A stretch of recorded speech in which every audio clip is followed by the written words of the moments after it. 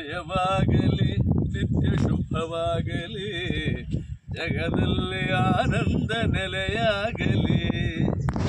ಜಯವಾಗಲಿ ನಿತ್ಯ ಶುಭವಾಗಲಿ, ಜಗದಲ್ಲಿ ಆನಂದ ನೆಲೆಯಾಗಲಿ.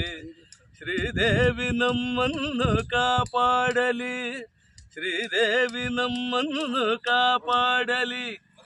ಶ್ರೀ ಭಕ್ತಿ ಸಾಮ್ರಾಜ್ಯ ಮೆರೆದಾಡಲಿ. ಜಯವಾಗಲಿ ನಿತ್ಯ ಶುಭವಾಗಲಿ, ಜಗದಲ್ಲಿ ಆನಂದ ನೆಲೆಯಾಗಲಿ. ಕರುನಾಡ ಸಿರಿದೇವಿ ಕಾಪಾಡಲಿ, ಶ್ರೀರಕ್ಷ ಭಕ್ತರಿಗೆ ಶುಭ ಕೋರಲಿ. ಕರುನಾಡ ಸಿರಿದೇವಿ ಕಾಪಾಡಲಿ, ಶ್ರೀರಕ್ಷ ಭಕ್ತರಿಗೆ ಶುಭ ಕೋರಲಿ. ಚಿರಕಾಲ ಈ ಕ್ಷೇತ್ರ ಸರದಾಡಲಿ, ಚಿರಕಾಲ ಶ್ರೀದೇವಿ ಶುಭ ಕೋರಲಿ. ಈ ಕ್ಷೇತ್ರ ಎಂದೆಂದು ನಲಿದಾಡಲಿ. ಶುಭ ಮಂಗಳ ನಿತ್ಯ ಶುಭ ಮಂಗಳ, ಶುಭ ಮಂಗಳ ನಿತ್ಯ ಶುಭ ಮಂಗಳ. ಚಂದ್ರವು ಶುಭ ಮಂಗಳ, ಶುಭ ಮಂಗಳ, ಶುಭ ಮಂಗಳ. ನಮಸ್ತೆಸ್ತು ಮಹಾಮಾಯೆ ಶ್ರೀಪೀಠ ಸುರಪೂಜಿತೆ, ಶಂಖಚಕ್ರ ಗದಾ ಹಸ್ತೆ ಮಹಾಲಕ್ಷ್ಮೀ ನಮೋಸ್ತುತೆ, ಮಹಾಲಕ್ಷ್ಮೀ ನಮೋಸ್ತುತೆ. ಹಲೋ ಹೇಳಪ್ಪ. ಹಾಂ ಹೇಳಿ. ಓಕೆ.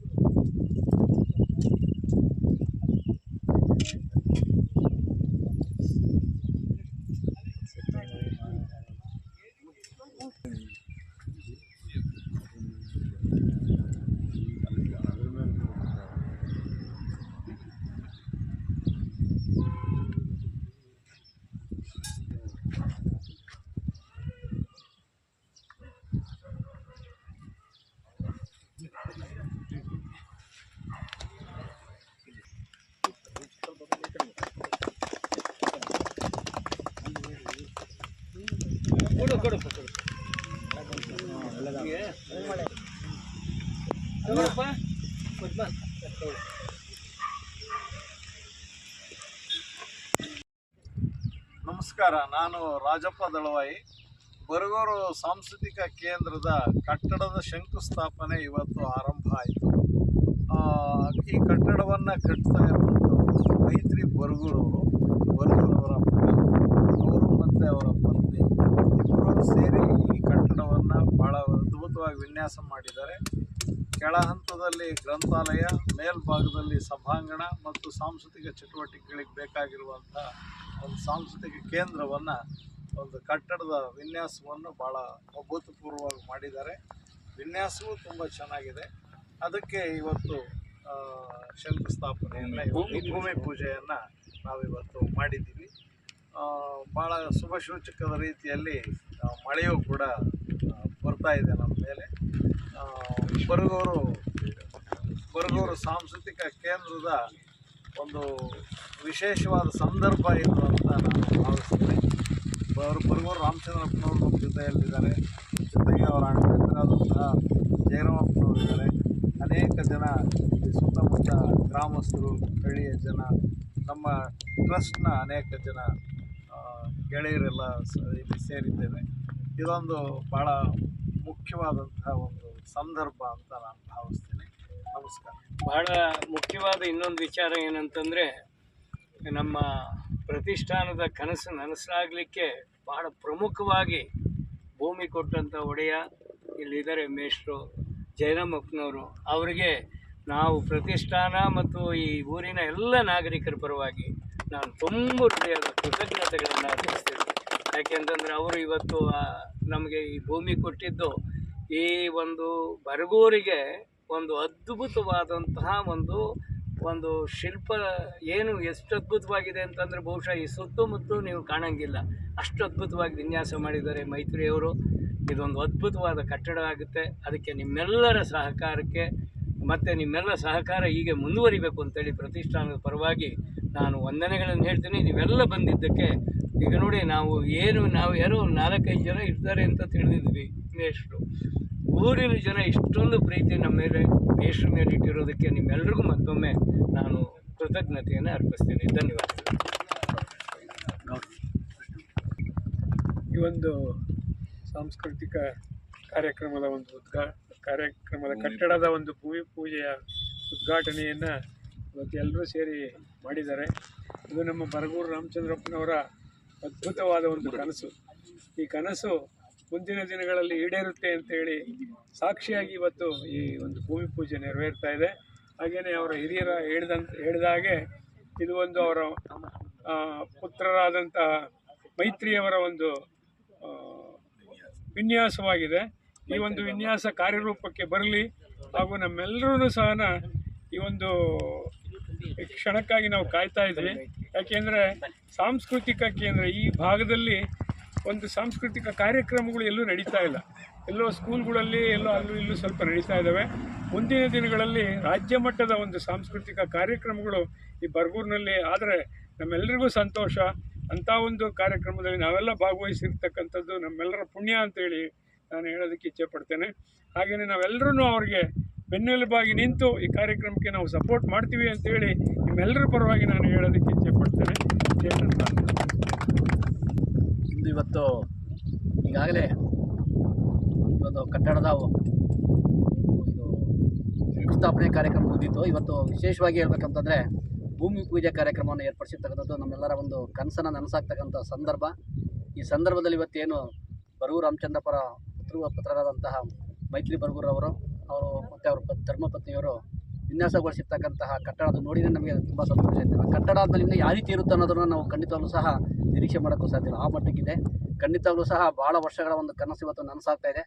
ಅದು ಈ ರೀತಿಯ ಒಂದು ಕನಸು ನನಸಾಗಬೇಕು ನಾವೆಲ್ಲರೂ ಸಹ ನಮ್ಮ ಸಹಕಾರ ಭಾಳ ಅತ್ಯವಶ್ಯಕವಾಗಿರುತ್ತೆ.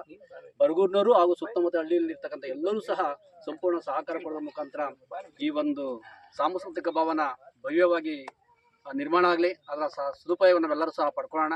ಹಾಗೂ ಒಂದು ರಾಜ್ಯ ಮಟ್ಟದಲ್ಲಿ ಇದೊಂದು ಹೆಸರು ಪಡ್ಕೊಳ್ಳಿ. ಹಾಗೆ ಅದೇ ರೀತಿ ಅತಿ ತುರ್ತಾಗಿ ಒಂದು ಕಟ್ಟಡ ನಿರ್ಮಾಣಗೊಳ್ಳೋದ್ರ ಮುಖಾಂತರ ಈ ಒಂದು ಉದ್ಘಾಟನೆ ಆಗೋದ್ರ ಮುಖಾಂತರ ಇದರ ಸೌಭಾಗ್ಯವನ್ನು ನಾವೆಲ್ಲರೂ ಪಡ್ಕೊಳ್ಳೋಣ.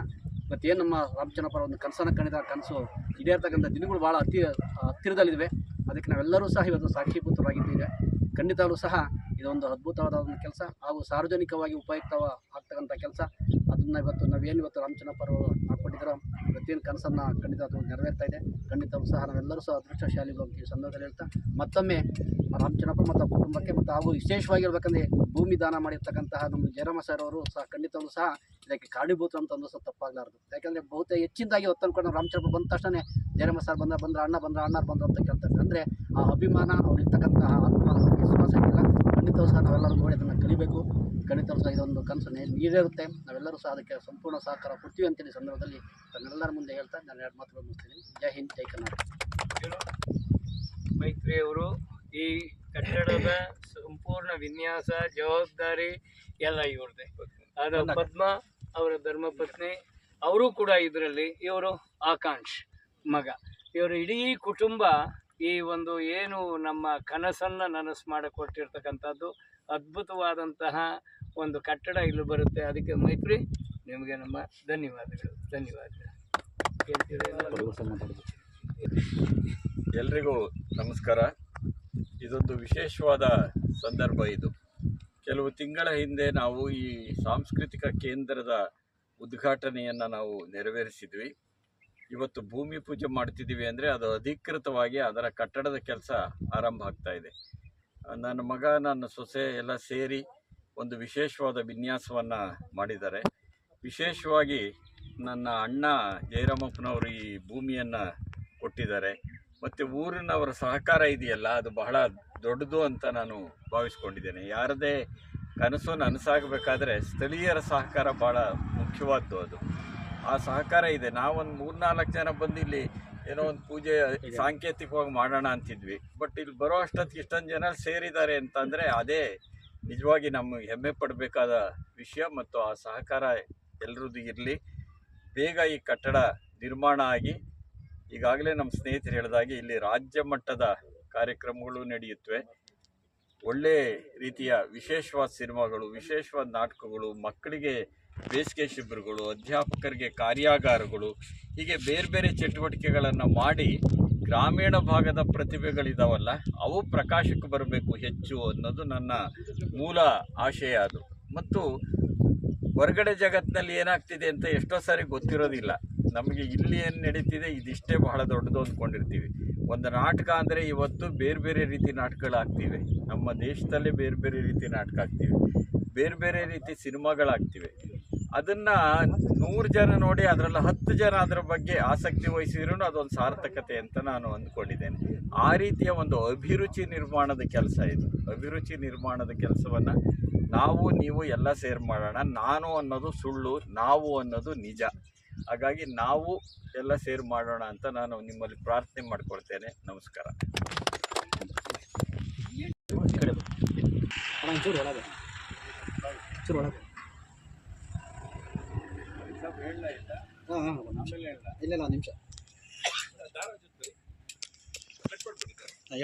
ಕಟ್ಟಡದಲ್ಲಿ ಮುಖ್ಯವಾಗಿ ಒಂದು 225 ಜನ ಕೂತ್ಕೊಳ್ಳುವಂಥದ್ದು ಒಂದು ಆಡಿಟೋರಿಯಂ ಇರುತ್ತೆ, ಹಾಗೂ ಲೈಬ್ರರಿ ಮುಖ್ಯವಾಗಿ, ಹಾಗೂ ಕೆಳಗಡೆ ಒಂದಷ್ಟು VIP ರೂಮು, ಆಫೀಸು ಎಲ್ಲ, ಹಾಗೂ ಏನಾದ್ರು ಶಿಬಿರ ನಡೆಸೋದಕ್ಕೆ ಒಂದು ಹಾಲ್ ಥರನೂ ಒಂದು ಜಾಗ ಇದೆ.